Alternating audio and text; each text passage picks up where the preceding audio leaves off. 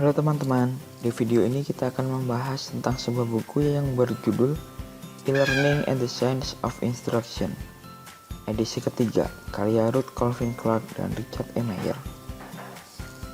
Di video ini, kita akan membahas bab 12, yaitu yang berjudul Does Practice Make Perfect? Apa itu praktis? Praktis adalah interaksi yang mempromosikan keterlibatan konten psikologis dengan cara yang membantu peserta didik membangun pengetahuan dan keterampilan yang berkaitan dengan tujuan pembelajaran. Di e-learning sendiri, perhatian harus ditarik ke informasi penting dalam pelatihan. Maka kata-kata instruksional dan visual harus terintegrasi satu sama lain dan dengan pengetahuan yang sebelumnya.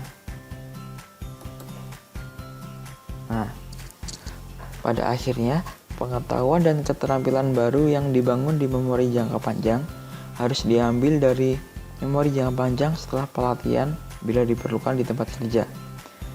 Latihan praktek yang efektif mendukung semua proses psikologis. Menurut Moreno dan Meyer, pada tahun 2007, interaksi dibagi menjadi 5. Ada dialoguing, controlling, manipulating, searching, and navigating. Apa aja sih e-learning itu? Contohnya itu ada multiple choice, ada true or false, short answer, drag and drop, and simulation. Di dalam praktis ada paradok juga loh. Apakah paradok dari praktis itu? Normalnya semakin banyak waktu kita berlatih maka menjadikan kita semakin ahli. Namun, waktu yang dihabiskan untuk berlatih tidak bisa menjelaskan keseluruhan cerita. Kemungkinan besar, rata-rata orang yang menghabiskan banyak waktu berlatih dengan sedikit perbaikan.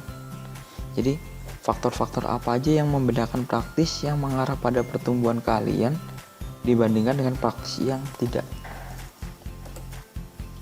Nah, di sini sebelah kiri itu contohnya adalah praktis saja, jadi pemain bola saja.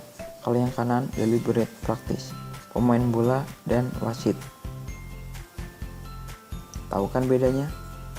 Kalau pemain bola saja, dia tidak tahu kapan dia melanggar.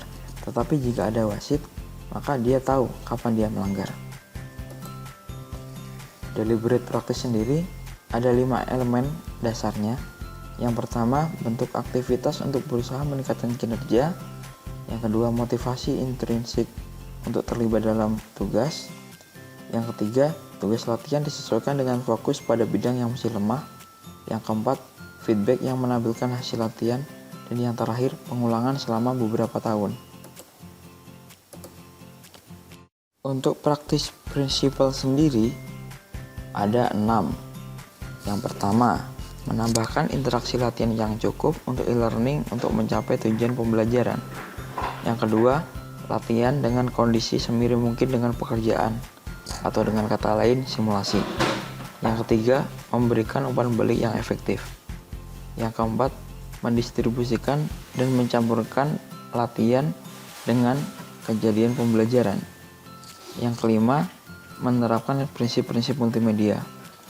Yang keenam, transisi dari contoh-contoh untuk berlatih secara bertahap.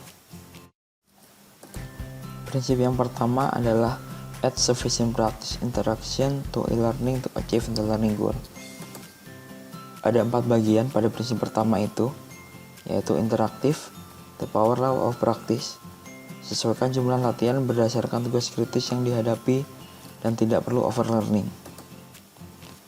Interaktif tersebut maksudnya adalah seperti contoh yang di sebelah kiri dan ditunjukkan dengan panah hijau. Di sini seakan-akan ada pembicaraan atau dialog antara dua arah dari komputer dan peserta pelatihan. Dan ini terbukti lebih ampuh daripada yang non-interaktif. Untuk the power of practice menegaskan bahwa semakin lama orang mempelajari sesuatu hal, pada awalnya mungkin lama, tapi lama-kelamaan dia hanya membutuhkan sedikit waktu untuk mempelajarinya. Prinsip yang kedua adalah mirror the job.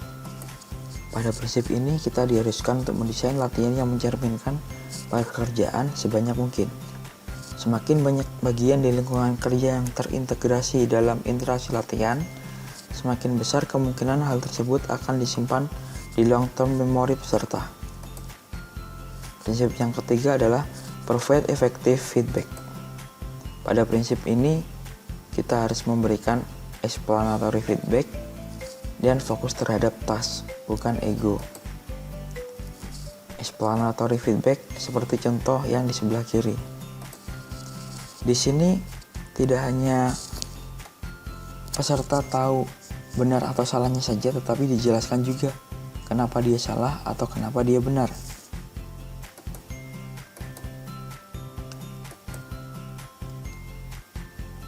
Untuk ego, contohnya feedback seperti ini.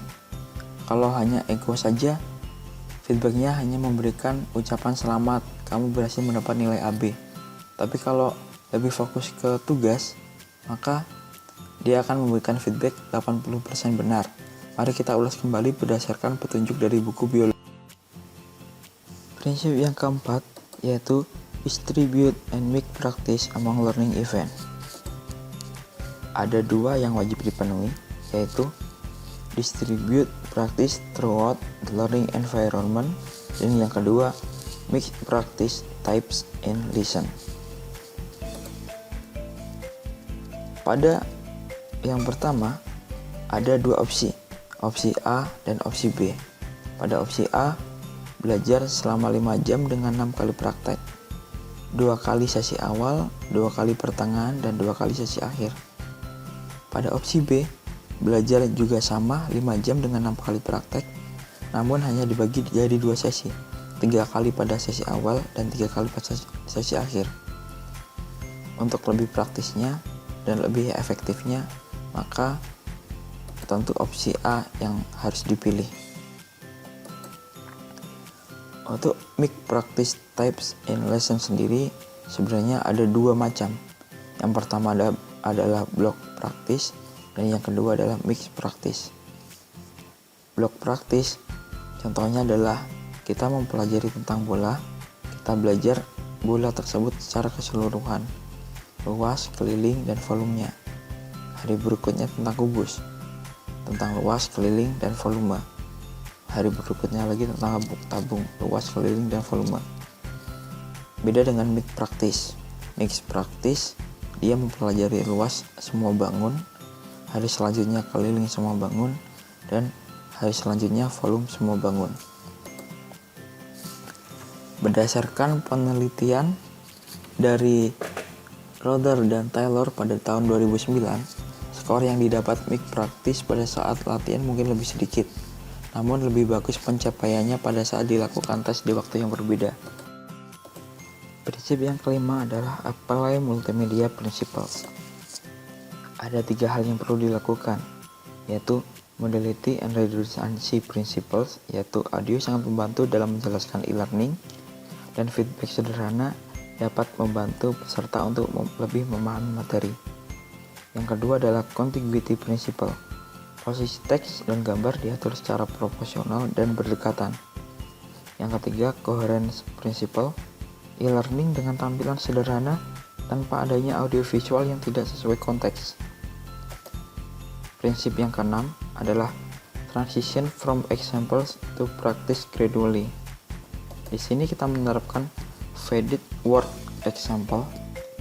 Contohnya adalah yang pertama adalah semua 3 step itu dikerjakan secara lesson atau pelajaran secara teori.